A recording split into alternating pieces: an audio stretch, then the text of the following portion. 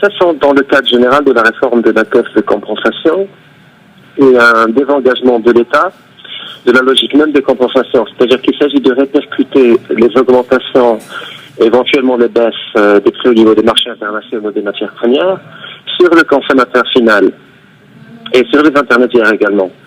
Mais le problème, c'est que ça va surtout être à la hausse pour différentes raisons. Déjà au niveau des marchés internationaux, il y a eu une logique de spéculation de plus en plus forte.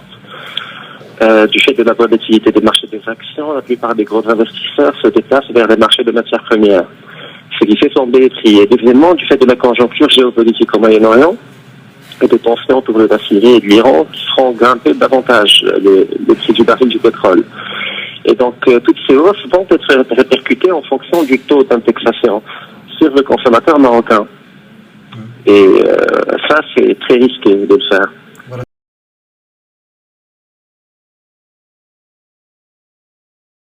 Les effets vont être doubles. Déjà, ils vont être directement impactés liés à la pompe à essence, c'est-à-dire tous les consommateurs quotidiens, les gens motorisés et tout, et au niveau du prix de quasiment tous les produits manufacturés, c'est-à-dire parce que l'industrie est le premier consommateur d'hydrocarbures. Ce n'est pas les particuliers. Et l'industrie, bien entendu, elle va répercuter la hausse du prix des hydrocarbures au niveau du prix final du produit. Et donc, ça va causer une inflation. Et le troisième secteur qui va toucher les consommateurs finaux, c'est le transport également au niveau de l'industrie. C'est que tous les camions, tous les moyens de transport, transporter les matières premières, les produits finis et tout ça, ça va être répercuté sur le prix final. Le consommateur devra payer. Donc, dans tous les cas, ça va provoquer une inflation plus importante qu'avant. Que ce soit au niveau du prix des hydrocarbures pour la production des biens, que ce soit pour le transport au niveau de l'industrie et pour le transport quotidien des gens motorisés.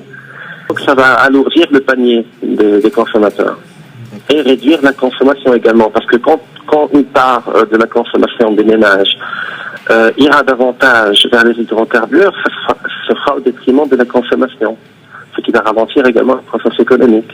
Ça, c'est le pire des scénarios, mais je veux dire, la logique, elle est là.